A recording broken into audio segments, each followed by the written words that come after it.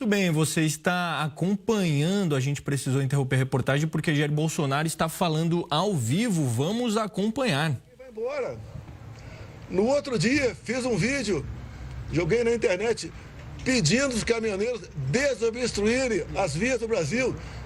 Tínhamos aproximadamente 1000 pontos de obstrução. O Brasil ia quebrar. Como no governo Temer aconteceu algo semelhante.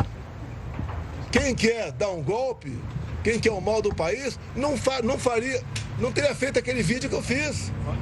E mais de 90% dos caminhoneiros atenderam. O Brasil não entrou numa situação caótica.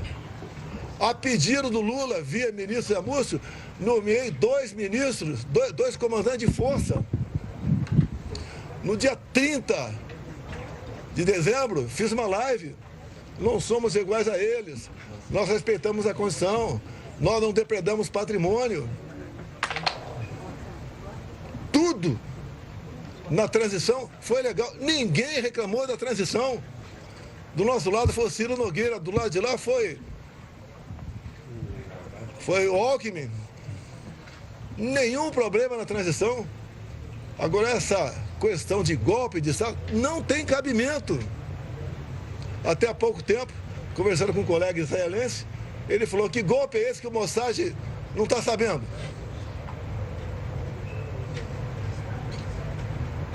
À disposição de você. Deixa eu fazer uma pergunta. Eu sou Fernanda Sete, do Times Brasil, licenciado exclusivo CNBC. Qual que é a sua avaliação com relação à carta de Donald Trump justificando que a tarifa de 50% aplicada sobre os produtos brasileiros seria por conta do tratamento do judiciário com relação ao senhor?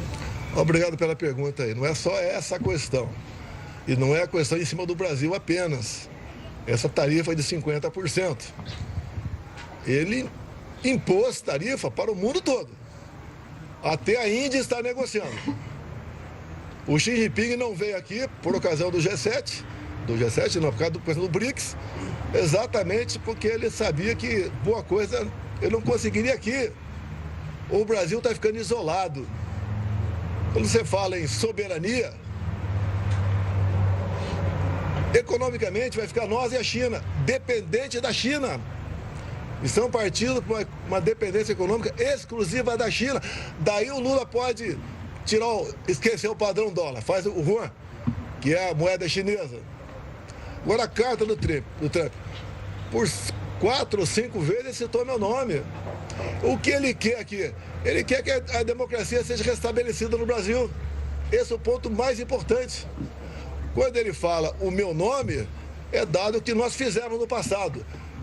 E o que fizemos no passado? Em 2019, botei hoje, inclusive, nas minhas mídias sociais, um vídeo de 1 minuto do Jornal Nacional, da TV Globo, onde o Trump queria sobretaxar o aço e o alumínio nosso. Por 15 minutos ao telefone conversei com ele. Ele não sobretaxou. Quem no Brasil está indo negociar essas questões? Está lá o meu filho Eduardo Bolsonaro, que tem portas abertas na Casa Branca, no Capitólio. Ele faz mais, está fazendo mais que a embaixadora que não está lá, está de férias, a embaixadora brasileira. Mais que o chefe nosso aqui, o ministro das Relações Exteriores, que não está lá também, que até hoje não conversou com o Marcos Rubio. Que política externa é essa? Ele não era acusado de ser uma palha na questão da política externa? Acabei de comprovar aqui que negocia a não sobretaxa do aço e do alumínio em 2019. Todos os países estão negociando, todos. E não vai ser uma pessoa isolada.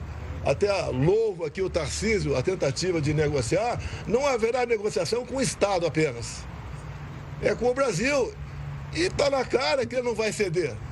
Quem ceder para o Brasil, os outros vão fazer também questionamentos.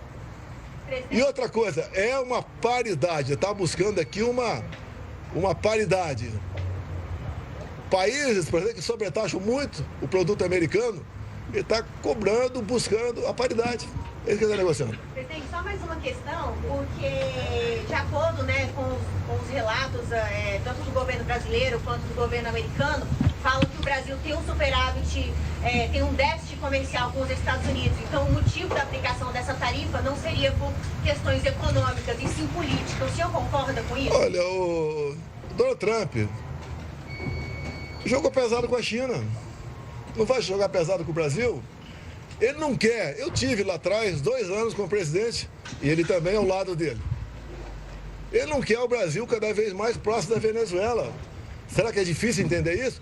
Naquela primeira carta dele, além de citar meu nome, ele fala na liberdade de expressão, fala de comércio, como agora está o PIX, né? Sendo questionado. O PIX é do governo Jair Bolsonaro. O Banco Central não tinha independência em novembro de 2020. O PIX é nosso. Agora, o que eu estou sentindo que seria essa citação do governo americano agora, que antes do PIX, você tinha um cartão e você pagava uma taxinha em cima disso.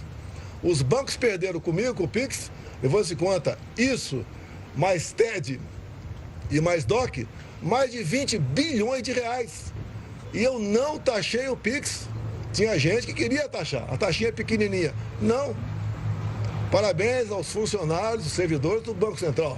Mas o PIX tem nome, Jair Bolsonaro. Foi no meu governo. Presidente, essa ação do governo concorda, presidente? O ministro da Fazenda, Fernando Haddad, ele disse que o Brasil pode ter se sacrificado por sua causa. O senhor concorda com isso, uma vez que os termos colocados na negociação seria a anistia? Olha, eles não são responsáveis por nada. São uns irresponsáveis. Esse é o Haddad, que colou, inclusive, numa provinha lá de economia. Falou lá atrás. Não tem competência. Estão há 2 anos e meio no governo e só dá Jair Bolsonaro. Esqueçam o Jair Bolsonaro. Esqueçam. Como eu disse, essa taxa não é só no Brasil, é no mundo todo. A nossa está sendo uma das pesadas. Falou em anistia ali. Isso aí eu acho que todo mundo, né, já chegou à conclusão. Você não responde porque são repórteres, tem que perguntar para mim, das injustiças sobre o 8 de janeiro. Não é apenas a Débora. Há 3 semanas, uma senhora com 7 filhos foi condenada a 14 anos de cadeia.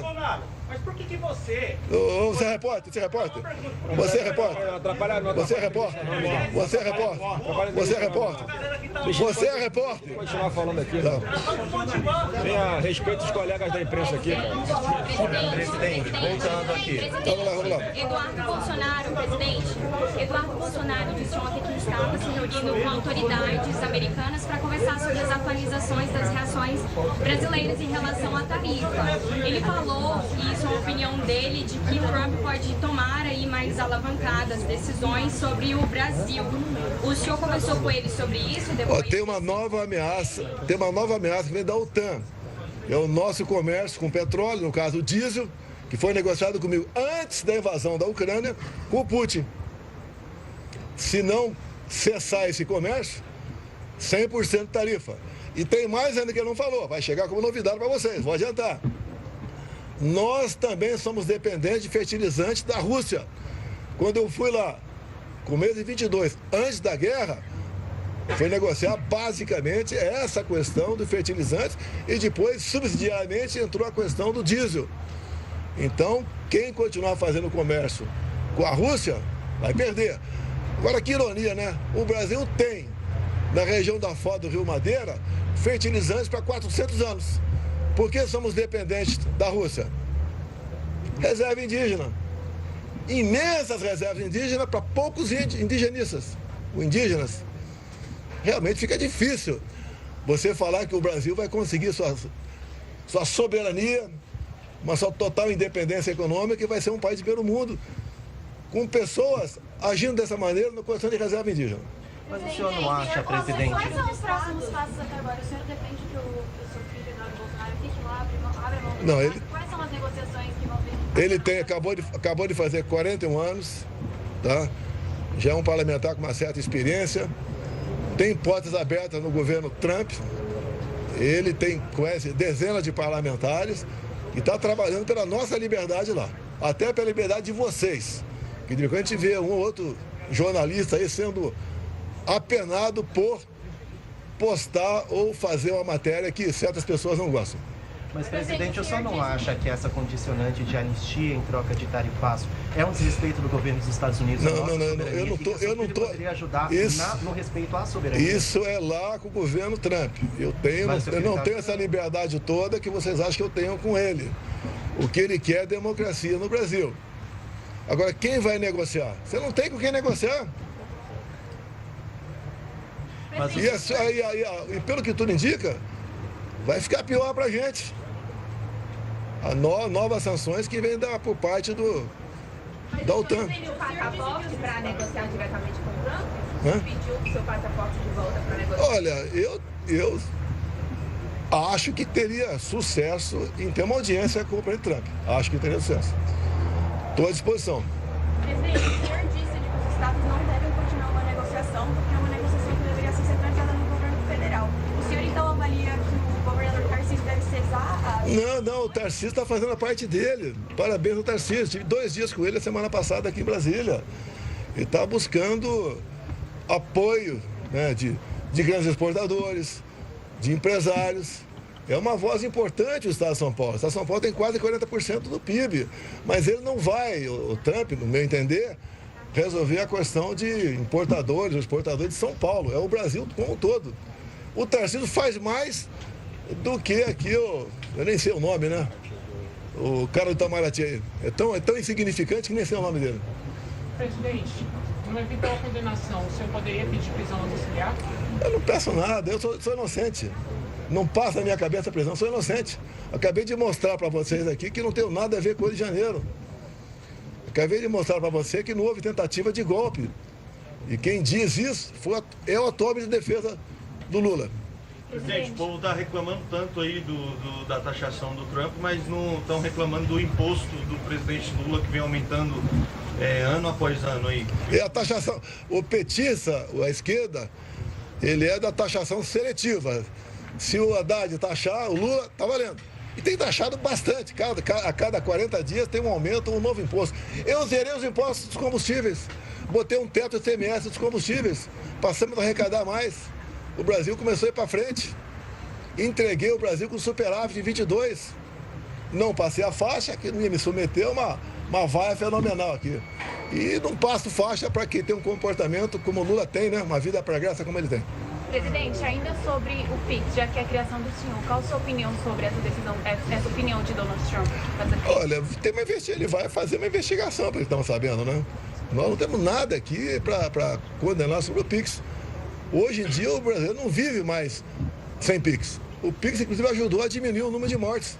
Não teve mais assalto, roubo, homicídio em caixa eletrônico. Tá? Saidinha de banco. Saidinha de banco. Então, só para falar, os senhores estão defendendo que o deputado Eduardo Bolsonaro continue nos Estados Unidos? Ele é independente. Olha, ele acabou de ser colocado um inquérito por tentativa de... Estado Democrático de Direito, como é que é? Dizer ter violenta, de abolir o Estado Democrático de Direito. Se ele vier para cá, ele está preso. Ou não está? Parlamentar fala na tribuna, está preso. Onde é que está o Daniel Silveira? Não concordo em nada que ele fez naquele vídeo dele. Mas quase 9 anos de cadeia? Não tem que ter mais de 20 parlamentares aqui que estão com o processo do Supremo por ocupar a tribuna da Câmara. Vão castrar essas lideranças?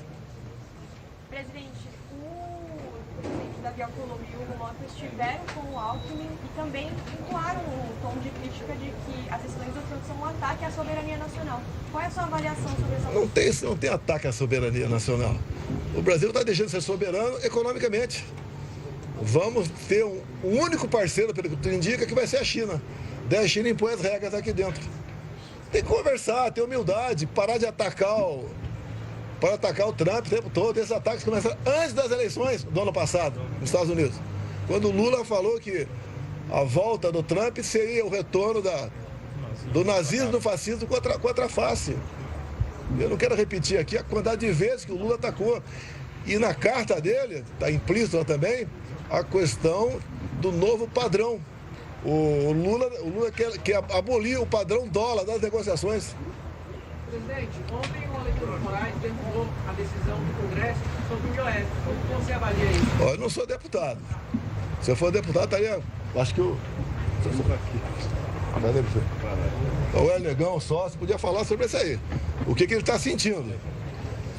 Bom, para nós, do PL e da oposição, fomos muito claros ontem de que é uma total interferência ao Congresso Nacional, uma afronta ao Estado Democrático de Direito, e é vergonhoso ver que a caneta de um ministro do Supremo Tribunal Federal, monocraticamente, que não teve nem o sorteio para ele, foi declinado para ele por um outro ministro, e parece que no Supremo Tribunal Federal de 11 só existe um ministro ultimamente, decidir soberanamente sobre deputados e senadores. Isso é um aviltamento, uma afronta ao Congresso Nacional, e nós ontem tivemos um triste dia no capítulo da democracia brasileira. Isso é inaceitável. O ministro Alexandre de Moraes não teve um voto popular para estar onde está, para decidir por todos nós que somos eleitos pela população brasileira. E agora, o IOF está na conta do Lula e do Alexandre de Moraes. São os dois responsáveis por aumentar impostos aos brasileiros. E acabar com a narrativa que o IOF só atinge os ricos. Atinge todos, sem exceção. Presidente, falando novamente... Você acha já fora das eleições? O quê? Não, se eu já estou fora. Não estou fora. Qual crime eu cometi? Eu tentei dar um golpe de Estado? Não dei. Se for condenado, injustiça. Por que eu estou inelegível? Abuso de poder político e se reuniu com embaixadores? 2 meses antes, o ministro Fachin havia se reunido com embaixadores. E terminou essa reunião, o ministro Fachin, os seus respectivos chefes de Estado devem reconhecer o ganhador das eleições imediatamente após o anúncio do TSE. A outra, abuso de poder econômico. No 7 de setembro aqui, nunca se viu tanta gente aqui em Brasília, deixei minha faixa, ocupei o carro do Silas Malafaia e falei com o povo. Abuso de poder econômico. Não sou culpado de nada. Não estou sendo acusado de corrupção. Como vemos o tempo todo aqui, até o próprio Supremo aqui arquivando processo. É uma injustiça comigo, uma injustiça quem está do meu lado nesse processo, injustiça quem está preso, quem está exilado lá na Argentina, injustiça com meu filho que está nos Estados Unidos. O senhor se sente traído por Mauro Cid pelas declarações? Eu nunca falei sobre Mauro Cid. A delação dele, você deve saber, né? A delação tem que ser espontânea, voluntária, verdade e prova. Ele mudou no mínimo 7 vezes a sua delação. E tudo secreto. O meu advogado não podia ter acesso a nada. E quando nós pedimos os vídeos das delações, que tem que tornar-se público, aparece parte dos vídeos apenas. Ele foi chantageado, ele foi ameaçado quando entrou no hall de possíveis punidos a esposa e a filha. Em relação à reunião com os chefes das Forças Armadas para discutir a tal da minuta golpista, o senhor assume que teve essa reunião com eles? Foi discutida essa minuta? Você fala em minuta golpista, né? Cadê essa minuta? O próprio Alexandre de Moraes falou que não tem. Não foi conversado sobre dispositivos constitucionais. E por que foi conversado? A primeira petição nossa, junto ao TSE, em novembro de 22, o senhor ministro Alexandre de Moraes não conheceu, mandou arquivar e deu uma multa de 22 milhões. Se a gente recorresse ou apresentasse uma outra petição, a multa poderia passar para 200 milhões. Quem sabe até com a força que ele tem, caçar o registro do PL. Daí eu fui onde? Buscar uma alternativa na Constituição. Conversar sobre Constituição agora é golpe de Estado? Você também não sabe. Em 2019, eu discuti estado de defesa no Brasil, lá em Roraima, para gente fazer o Leão do Tucuruí. Conversei com o Rodrigo Maia e com o Pacheco. Conversamos. E outra coisa, quando se fala de estado de sítio, o primeiro passo é convocar os conselhos. Foram convocados? Não foram.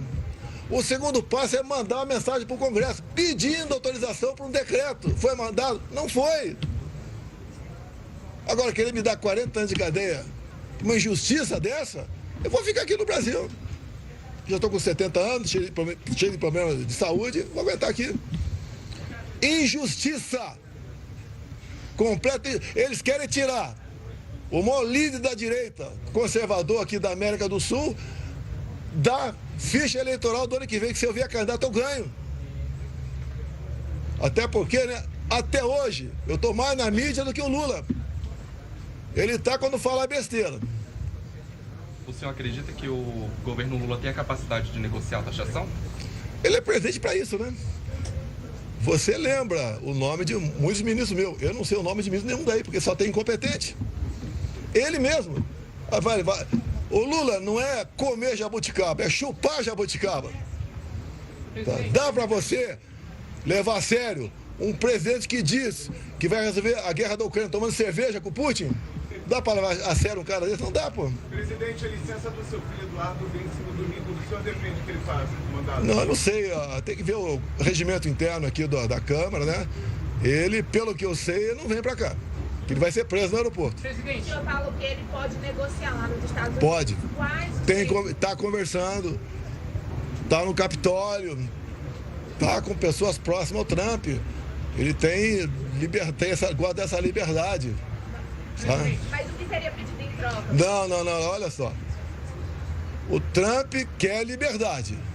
É a primeira emenda da Constituição americana. Liberdade de expressão. Ele quer isso. Ele não quer saber de injustiças. E o meu processo já está no mundo. O mundo já entendeu que é uma farsa. Não é um julgamento fazendo comigo, é um linchamento. Recordar o que fizeram contra mim, até tem um vídeo que eu acho que eu falei ontem aqui, não sei, foi na Poder 360 ou na CNN, foi acusado de tudo, só faltou me acusar de engravidar uma baleia. Presidente, pesquisa Quest mostra que 72% dos brasileiros acreditam que foi um erro as tarifas dos Estados Unidos impostas no Brasil por conta do senhor. O senhor mencionou que o senhor se voluntariou a poder negociar com o Trump essa questão, falou da participação do deputado Eduardo na conversa lá no Capitólio. Até que ponto o senhor acredita que tem uma responsabilidade do senhor, do próprio 72% eu sou culpado? Que pesquisa é essa? Quem pagou essa pesquisa? Olha, inclusive eles lançam uma pesquisa num dia, né, que para dar margem aqui, para a imprensa repercutir. Eu sou o responsável. Ele está fazendo com o mundo todo. E o mundo está negociando. A Índia está em vias de acertar uma pacificação lá. Entra commodities, entra carne, entra soja dos Estados Unidos para lá, entra tecnologia, entra produtos farmacêuticos. Nós cada vez mais estamos ficando isolados do mundo. Muitos empresários, investidores já estão tirando dinheiro daqui, já estão pensando em abrir sua empresa em outro país. Isso é ruim para a gente. Aqui é uma instabilidade jurídica enorme. Quem quer investir num país como esse? Onde um ministro, numa canetada, como disse o sócio aqui agora, numa canetada, não valeu o que o parlamento fez. 80% do parlamento votou numa direção, um ministro falou que não vale. Mas a justificativa... Não sei, não, você tem com ele. Ele tem uma simpatia comigo, ele falou que eu fui um presidente honesto, né? Não precisa falar outro nome, o que é? Outro cara, o que é? Honesto, que negociei com ele, como falei no começo aqui. Botei 1 minuto e pouco aqui de um vídeo do Jornal Nacional, onde ele ia taxar o nosso aço e nosso alumínio, eu conversei com ele por 15 minutos, não taxou. Outra, que tem que entender, quem está naquele outro lugar ali, que a diferença entre os países, o PIB americano é 14 vezes maior do que o nosso. Alguns estados americanos têm o PIB maior do que o nosso. Você tem que conversar com esse país, que é um gigante econômico e bélico, e não ficar o tempo todo alfinetando, estando lá do Irã, condenando o ataque no Irã, o pai de Israel. Quando o Irã tiver uma bomba atômica, eles vão varrer Israel do mapa. Então, não é com o Brasil, é com o mundo. Graças a Deus, Trump foi eleito. Podemos sonhar aqui no Brasil de restabelecer a nossa democracia. O Eduardo tem lutado lá, restabelecer a nossa liberdade. Não temos mais liberdade. Quando alguém pergunta, você pode ser preso? Posso sair daqui e ser preso. Qual o motivo? Qualquer um. Já viram prisões como a do Braga Neto? Alongada, como essa aí? 14 anos de cadeia para quem usou um batom. Tem uma senhora com 6 filhos em Ji-Paraná. O marido condenado a 14 anos de cadeia. Ele passou por aqui. Chegou no domingo de manhã, num transporte, passou por aqui, foi identificado. 14 anos de cadeia. É justo isso? O Trump quer anistia. Eu não sei o que ele quer, pergunte para ele, pô. Se me derem carta branca para negociar, pode ter certeza que a coisa vai sair. E vamos supor que ele queira anistia. É muito. Porque se continuar esse 50%, não é... Tem gente que acha que não vai sofrer. Todo mundo vai sofrer, em especial o mais pobre. É muito, se ele pedir isso aí, botar na balança, é muito. E a anistia é algo privativo do parlamento. Não tem que ninguém ficar ameaçando. Se aprovar a anistia, eu estou inconstitucional aqui. Tá, o nosso parlamento aqui, se continuar assim, vai ficar igual o parlamento venezuelano. Tem que ver uma reação. Não está ameaçando nada. Ele impõe as sanções e vai negociar. Você vai negociar. Muito bem, nós acompanhamos a fala do ex-presidente Jair Bolsonaro, ele que teve uma reunião com o filho dele, senador Flávio Bolsonaro, no Senado e agora fala com a imprensa. É claro que ao longo do Hora News e também da nossa programação você acompanha mais informações sobre essa coletiva de imprensa. O Hora News vai para um rápido intervalo e daqui a pouco volta com mais notícias para você.